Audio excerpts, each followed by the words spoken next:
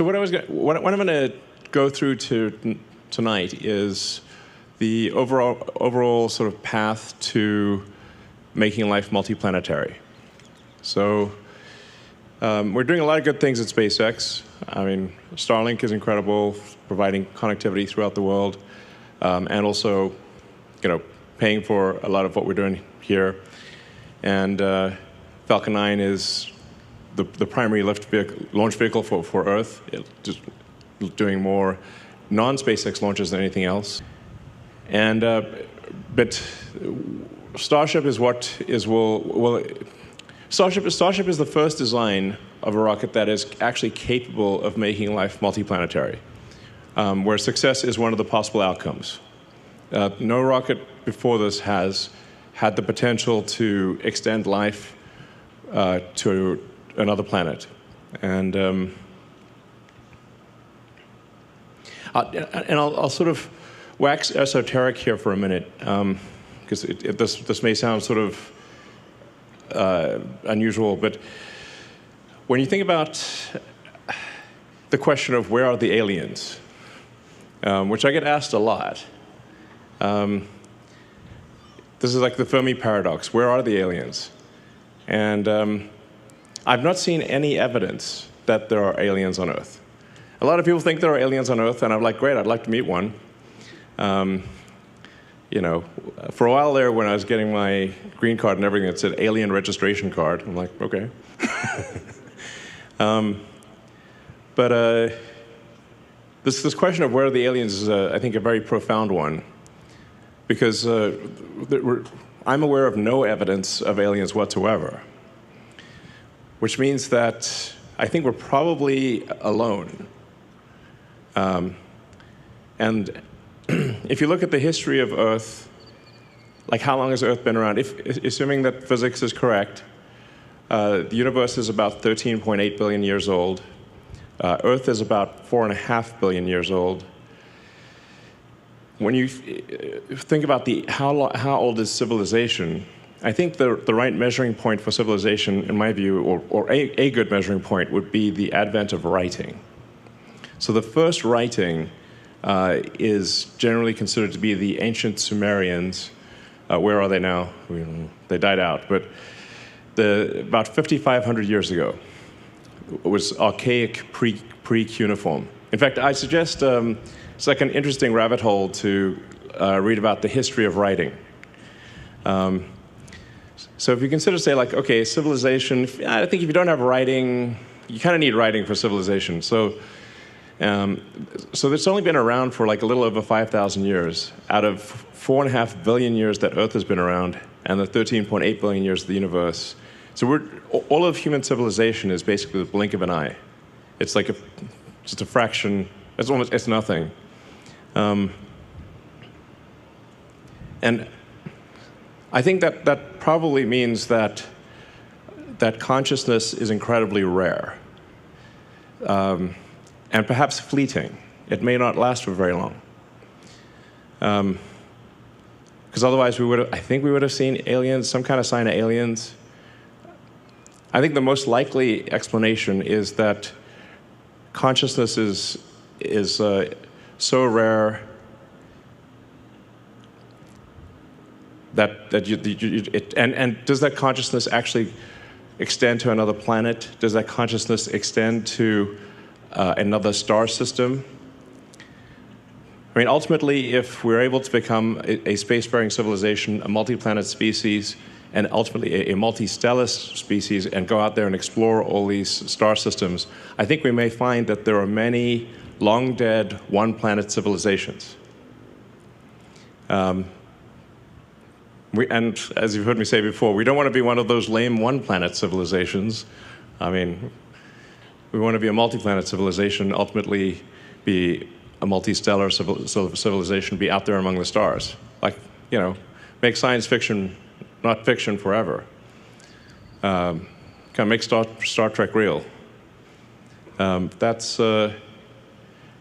that's why I think that there's a high urgency to making life multiplanetary. because this is the first time in Earth's 4.5 billion year history that it's been possible to extend life or consciousness beyond Earth. And we've got to do that while civilization is still strong. So that's the overarching goal of the company, is extend life sustainably to another planet. Mars is the only option, really. And to do so, ideally before World War III or some kind of bad thing. The key thing is that we need enough people and enough tonnage on Mars such that Mars can survive and continue consciousness even if something would happen to Earth. Now, I still think, obviously, I'm not talking about abandoning Earth or anything like that, and we want Earth to be as good as possible for as long as possible, but there are certain things that may be outside of our control. So we want to just get Mars to be a self-sustaining civilization as quickly as possible. And I think this can be done in around 20 years. So, and this giant Starship factory that we're building is obviously key to that. And the launch sites that we're building here and at the Cape and elsewhere in the future will be key to that. So let's just go through that. This is the final go, no-go poll for Flight 3 of Starship. AI 2. Go. Stage 1. Go. Stage 2. Go. Flight directors, go for launch.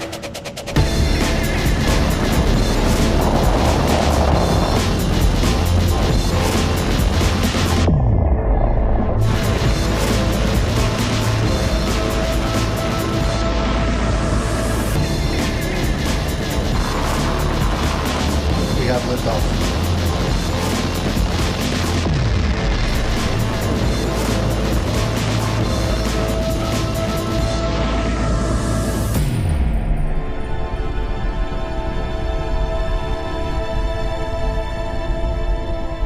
Vehicles pitching downrange.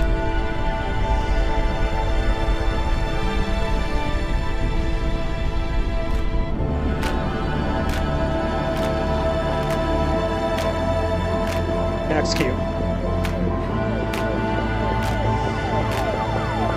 Vehicle supersonic.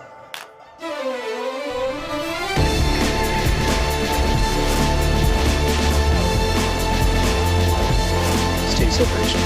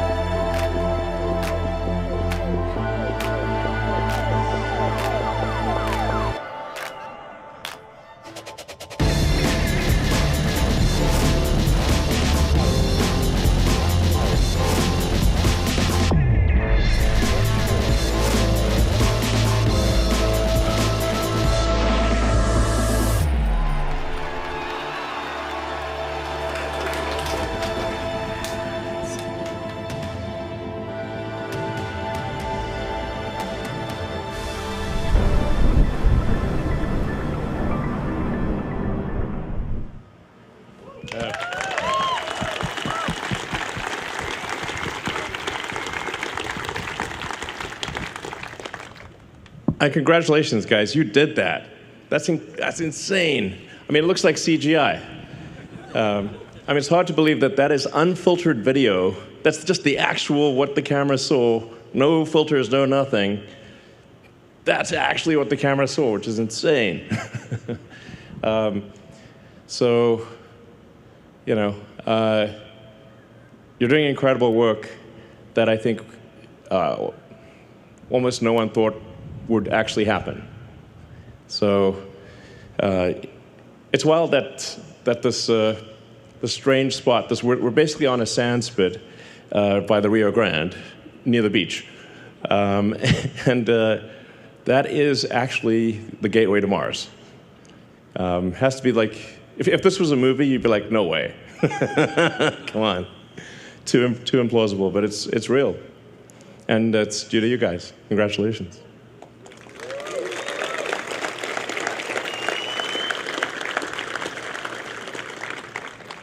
This is a side-by-side of the 3 flights. You can see our thrust to weight improved significantly.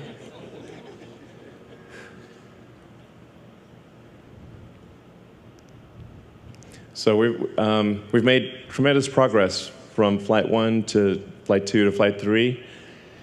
And we got Flight 4 coming up in about a month or so.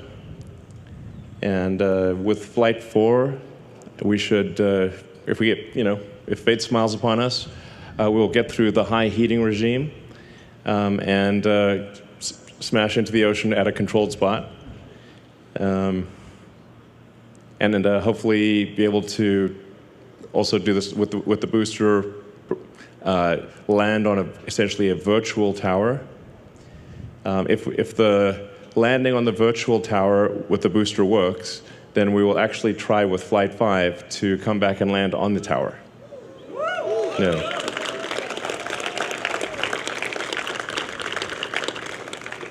That's very much a success-oriented schedule, but it is in the realm of possibility. But I would say, like, the odds of us actually being able to catch the booster with the Mechazilla arms this year, I think, I don't want to tempt fate, knock on wood, but I think the odds of actually catching the booster with the tower, probably like 80–90% this year.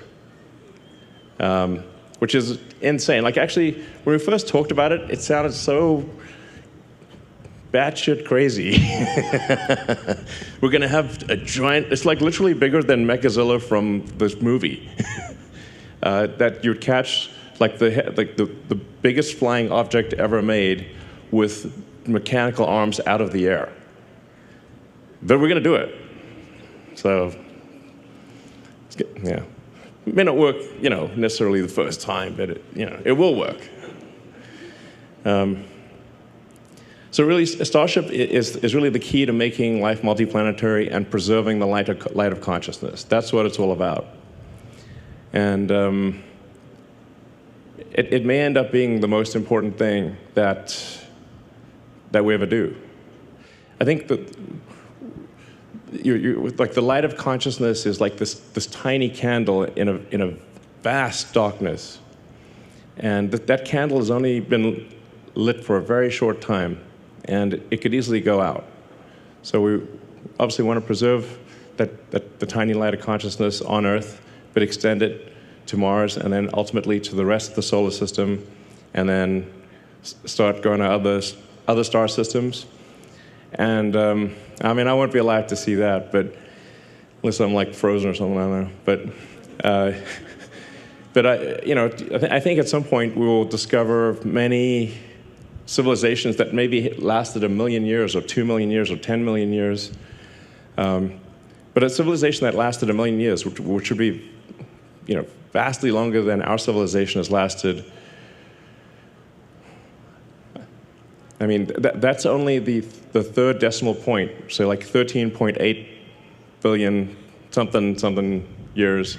If your civilization lasts 1 million years, it's only goes, that third digit past the decimal point goes up 1, and that's 1 million years. So, I mean, I'd say, like, we should think of, like, how do we make civilization last 1 million years? We often get caught up in, like, the day-to-day things, but we want to have at least 1 million-year civilization, if not 100 million-year civilization, or 1 billion-year civilization.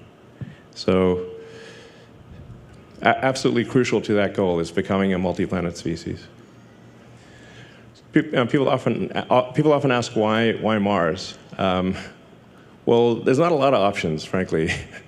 So, Venus is a superheated, high-pressure acid bath.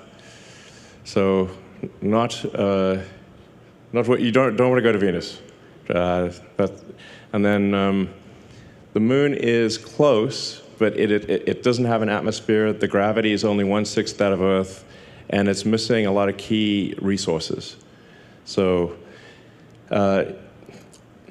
Also, the insulating value of the Moon relative to Mars is much less. So if there's something that takes out Earth, like let's say there's a World War III, global thermonuclear warfare, they'll probably throw a few nukes at the Moon. So, Whereas it's way harder to shoot Mars with nuclear. And Mars would see it coming and probably have some time to stop the inbound missiles.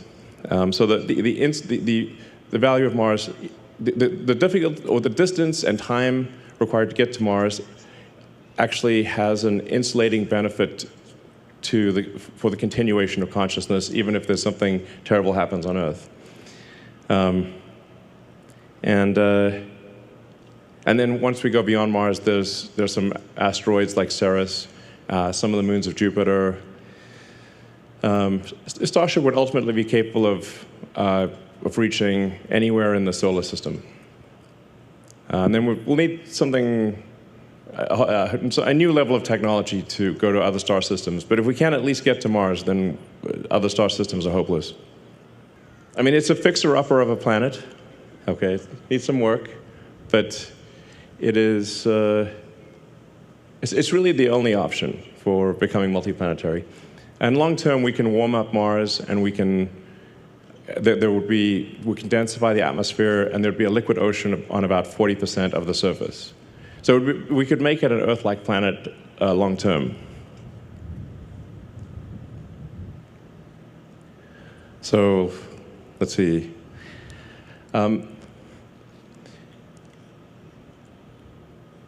We've learned a tremendous amount from when we started the company, and at first we're unable to get even a small rocket to orbit, to now where we've done 327 successful launches, almost 300 landings. In fact, give it a few weeks and we'll have done 300 landings.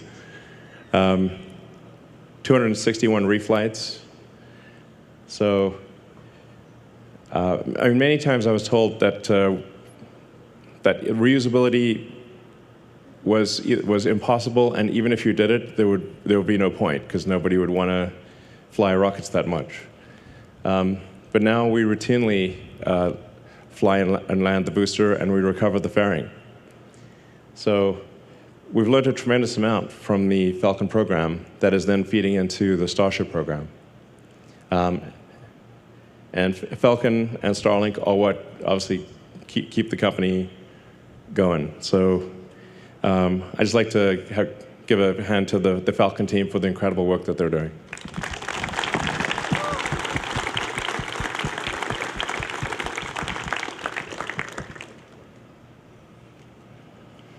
And then Dragon.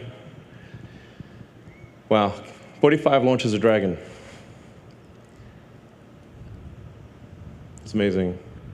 And we've flown 50 crew members to orbit, 46 to the space station. And everyone has come home safely, which is the most important thing. So, incredible work by the Dragon team. So let's give them a hand. That was, couldn't ask for a better outcome.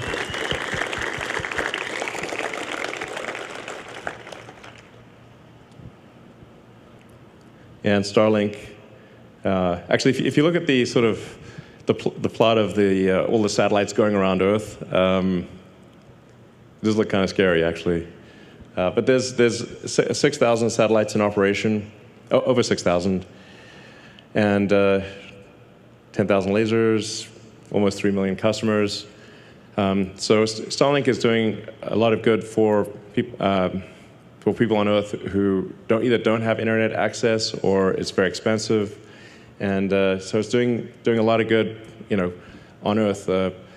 Because when I say we want to be a multi-planet species, we obviously want Earth to be as good as possible, and Mars to be great. So Starlink is doing a tremendous amount of that, and we're learning a lot by having this big fleet. Starlink will also be very important for high bandwidth communication to and on Mars. So, from a tiny rocket to Falcon 9, which is a much bigger rocket, many iterations of Falcon 9, and then Falcon Heavy, and then Starship. And Starship will get bigger, obviously. this year, if things go according to plan, SpaceX will do probably 90% of all Earth mass to orbit. And then China will do about 6%, and the rest of the world will do about 4%, which is pretty wild. And then once Starship is flying, we'll be doing over 99% of all Earth mass to orbit, which you kind of have to do in order to build a city on Mars. And I should say we'll also build a lunar base as well, so it might as well along the way. So you can see that actually Falcon 1 was really, half a ton to orbit. I think we slight error on the slide there. So Falcon 1 was about half a ton to orbit. Falcon 9, depending on in expendable mode, would do probably 25 tons to orbit. Falcon Heavy, probably 70. Anyway, these are just obviously rapidly increasing numbers.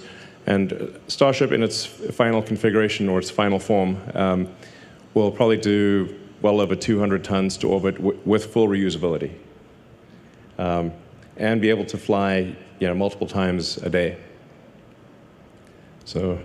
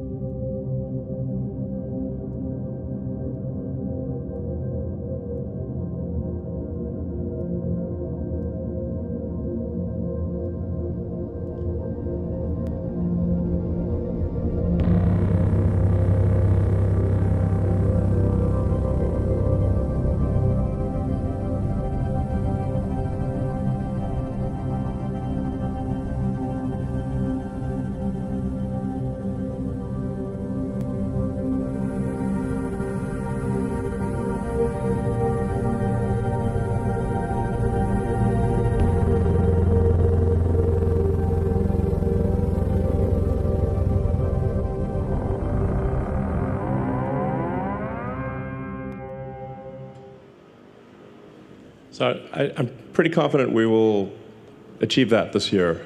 Like I said, probably 80–90% this year. And then there's recovering and reusing the ship. The ship will take longer. So the ship, I think we will want to have at least 2 consecutive successes of a given design that land at a specific point in the ocean or smash into a specific point of the ocean before we try to bring it back to the launch site, because we do not want to rain debris over Mexico or the U.S. So my guess is probably next year is when we will be able to reuse Starship. But I think it's highly likely that this year we will bring Starship to, or the ship side of it, to a controlled point in the ocean. And have it basically land on a virtual tower somewhere in the Pacific or the Indian Ocean. And we've already proven that we can do the final phase of landing, so coming from sort of a belly-first position to rotating the ship and landing vertically. We proved that right here. So we just need to be confident that we can get through the high heating portion of re-entry reliably, and then we will bring the ship back and it will land on the tower as well. And we're going to build more Mechazillas. So there's going to be 2 launch towers here, and then 2 launch towers at the Cape as well. So we'll have 4 launch towers for Starship, probably by sometime next year. So we're aiming to have the first Cape launch tower and launch system operational around the middle of next year. And that'll be important for launch azimuths that are sort of fly over land.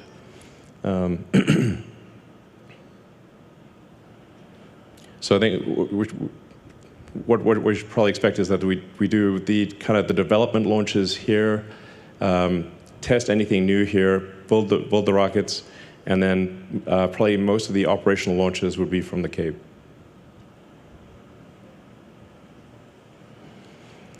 So this year we're planning to build another roughly 6 boosters and ships, and that production rate will increase a lot next year. That's why we're building the giant factory.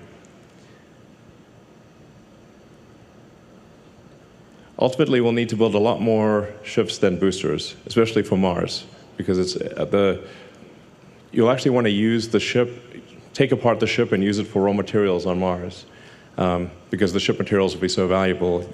Most of the ships you wouldn't want to bring back. You'd want to just use them for raw materials. Eventually, we will want to bring ships back, and I think we want to give people the option of coming back because they're more likely to want to go if there's some option of coming back. But I think most of the people that go to Mars will probably never come back to Earth. So, and we'll need to ramp production to pretty high numbers. Like, I think ultimately probably a ship every, multiple ships per day, basically. And then next year we're aiming to demonstrate ship-to-ship propellant transfer. It's hard to make this not look a little bit naughty, because it's 2 ships connecting and doing a fluid transfer. It's just what it is. But this is actually a very important, this is a very important step on going to Mars, because you need to get the ship to orbit and then do orbital refilling, kind of like aerial refueling. And that's really, you'll need about 5 or 6 refilling missions for every 1 mission that goes to Mars. So roughly 5 to 1. So, and this will also be very important for the Artemis program for the NASA to get back to the moon. So we'll want to have a ship that is, well, it's going to be a specialized ship for the moon, like this. So the moon, obviously, there's no mechazilla, so we need landing legs. And you don't need a heat shield, and you don't need flaps, because there's no atmosphere. So the moon ship would be specialized. Now, ultimately, I think we want to build a moon base Alpha, and have a permanently occupied base on the moon. Like, that would be super exciting. And so you'd have a bunch of ships that are specialized for going to and from the moon, but they never come back to, they never land back on Earth. They just would dock with propellant tankers to get orbital refilling. So in terms of performance, we've made dramatic progress on every level for Starship.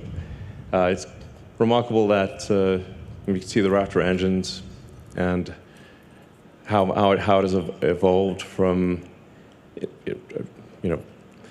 optimistically 185 tons to 280, and I think ultimately the booster engines will aim to get the booster engines over 330 tons of thrust, which would mean 10,000 tons of total thrust at liftoff.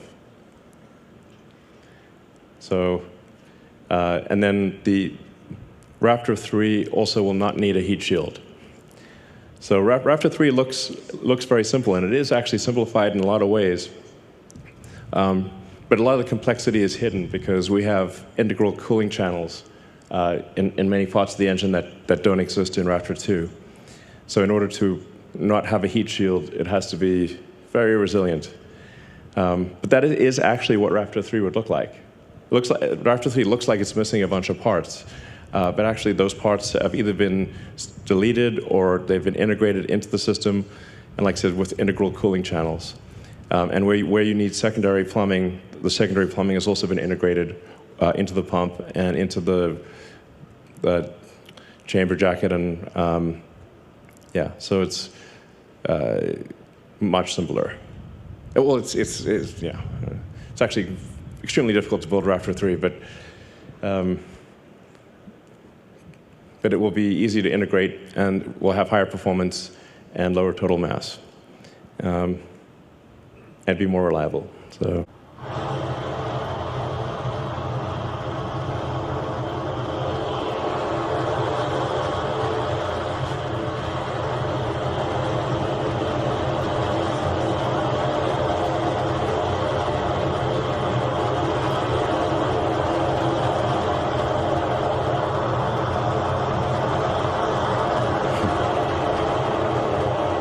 Well, that can go on for a while. So I find it interesting to look at if you look at the flame tail on Starship and how long it is. It's a very long flame tail, which is due to the fact that the chamber pressure. Well, it's just outputting a lot more gas at a higher velocity. But I think the flame tail is like maybe 1,000 feet long. It's like more than twice the length of the rocket. And that will actually get, as we increase the thrust, that will get longer. So, yeah. And inevitably, the rocket grows in height. So Starship 2, we're aiming for, currently Flight 3 would be around 40 or 50 tons to orbit. So the current design, Starship 2 will be over 100 tons. And then Starship 3 will be over 200 tons. It's going from around 7,000 tons thrust to over 8,000. But I think we'll end up ultimately with more than 10,000 tons of thrust, probably 7,000 or 8,000 tons of liftoff mass, and at least 10 meters taller. We'll see. Tends to grow. Yeah, exactly. So it probably grows a bit more than that, even, really. So if you look at Falcon 9, we're not going to do the length to diameter of Falcon 9. That would be crazy. But Falcon 9 is a very long rocket. So I suspect it'll probably get a bit longer than this. But at 200 tons per flight, fully reusable, that is pretty incredible. And this will be on the order of 500 feet tall. And then there's thousands of design improvements here. I mean, I think maybe one of the most profound things is Starship 3 will cost less per flight than Falcon 1. So that's the difference between if you've got a fully reusable rocket or an expendable rocket. The fully reusable rocket with low-cost propellant and autogenous pressurization actually costs less than a tiny expendable rocket. So, and it'll do, like I said, Falcon 1 is about half a ton to orbit. The Starship 3 will be 400 times more payload for less than the cost of a Falcon 1. Ultimately, I think we might be able to get the cost per flight to Earth orbit down around $2 million or $3 million. So these are sort of unthinkable numbers from the, nobody ever thought that this was possible, but we're not breaking any physics to achieve this. So this is within the bound, without breaking physics, we can do this. So the Mars missions are 2 years apart, or 26 months. If you look closely at the Starlink router, you see the Hohmann transfer from Earth orbit to Mars orbit. Basically, to say to people, the Starlink system that you're buying is helping get humanity to Mars. I think that's pretty cool. So roughly every 2 years, thousands of ships would depart from Earth to Mars. It would look like Battlestar Galactica, but in a good way, Hopefully without being chased by the Cylons. But it would be an incredible thing to see these thousands of ships departing every 26 months for Mars. What this diagram is basically saying is that for getting to Mars, we would essentially create a kind of a propellant depot ship. The propellant depot would look more like a hot dog than like a sphere. It's really just a long ship with a lot of insulation. And we'd fill that ship up, and then shortly before, or as they're going to Mars, the ships would take off with, I don't know, a couple hundred tons of payload from Earth, reach orbit with almost no propellant, and then get refilled by the tanker, and then go to Mars and land, go all the way to Mars with over 200 tons of useful payload. Then on Mars, in the beginning, we would simply reuse the ship materials, so most of the ships wouldn't come back, but then over time, you'd want to bring the ships back so you could reuse them.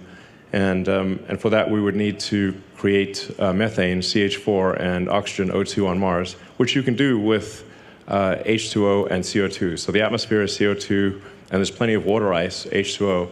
And so it's kind of like tailor-made for, well, actually, the reason we have a methane oxygen system is because you can make methane and oxygen on Mars fairly easily, like not...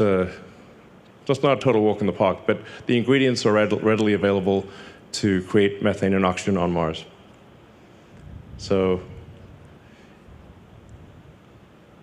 you build a propellant depot and bring the ships back and build out, as quickly as possible, a self-sustaining civilization on Mars. And we want to get the cost of going to Mars such that almost anyone could afford it. So, like if somebody were to just work hard on Earth, save up, and that they'd be able to go to Mars. So it's like anyone, ideally, almost anyone could go to Mars. And I think you'll see a lot of governments also sponsor people, and ultimately we'll want to get, so there's kind of an optimal landing zone on Mars where you have resources, so you've got access to water or frozen water, that you're not too close to the poles, so you can use solar power. It would be nice to use nuclear. I don't know if we'll get the approval, but nuclear would be very handy on Mars because you can use the heat, and you can generate electricity. So, and then you kind of want to be about 2 kilometers below sea level. So if Mars did have an ocean, you'd actually be quite deep in the ocean, at least at first. Yeah, so let's see. That's Mars, kind of want to land about halfway between the pole and the equator, in a kind of a deep area of Mars. The deeper it is, the more you can use the atmosphere to brake, and the atmospheric density is higher. So these are all the things that would have to be developed. Sometimes people ask me, are we developing these things? I'm like, not yet, because this is the cart, and we need the horse first. So the rocket is the horse, and then this is the cart. But ultimately, we'll need all these things, lots of power generation, mining in general, ice mining, propellant production, long-duration life support, a lot of construction, and then global communication. So I think this would open up a lot of opportunities for entrepreneurs that want to create things on Mars, whether that is a propellant. Well, I think we'll have to do the propellant depot, but whether it's like iron ore refining or a pizza joint or a bar, there'll be an opportunity to do all the things that we like on Earth on Mars. Like a Mars bar would be, yeah. Great. So I think probably a rough order of magnitude guess for what you need, how many people do you need for a self-sustaining city is about 1 million, and several million tons of cargo. So, yeah, which we can do, and we can do this in 20 years. But like I said, in order for it to be self-sustaining, you actually need the entire base of industry. You can't be missing any element. So that's really what's going to take a while is, do you have everything you need to survive on Mars? At that point, the future of consciousness is assured.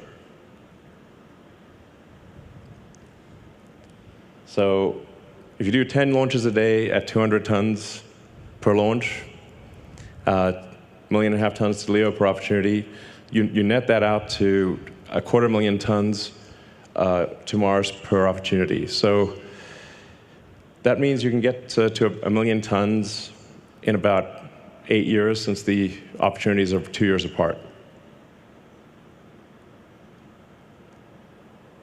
So I think this is pretty doable. And I'm like, we're actually going to do this. Are we going to, well, we are actually going to do it, which is insane to think. So millions of tons to Mars. Yeah. Wild. And we're going to build a lot of vehicles. So, yeah, several thousand vehicles per year is what we'll need. Which really quite doable, actually. It sounds like a lot, but it's very doable. Yeah, if you compare it to sort of car production, it's a small number. Of course, this is much bigger than a car, but even if you look at the total tonnage, it's still very doable to build several thousand vehicles a year. So that's what we need to do, and we're going to do it. And then long term, we'll probably have some offshore launch sites.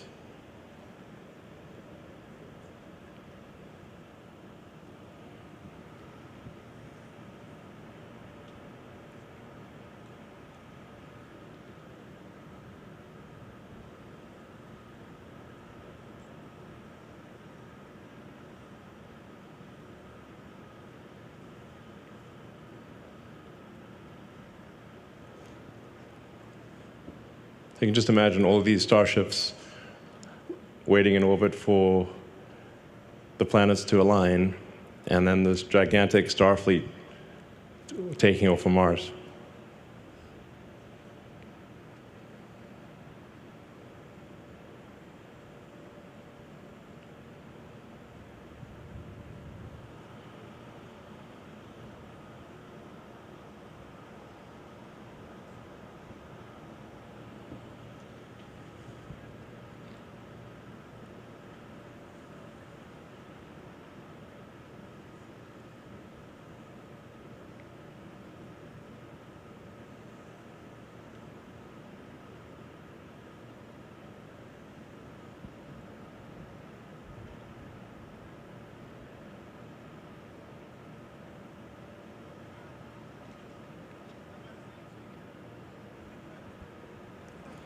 All right, so we're actually going to do this.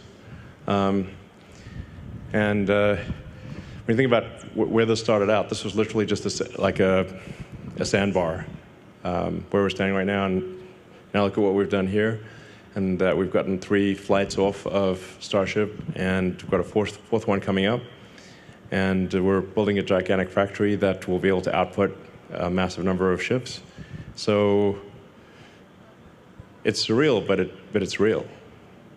So we're actually going to do this. We're going to take humanity to Mars. And I'm confident you can do it. So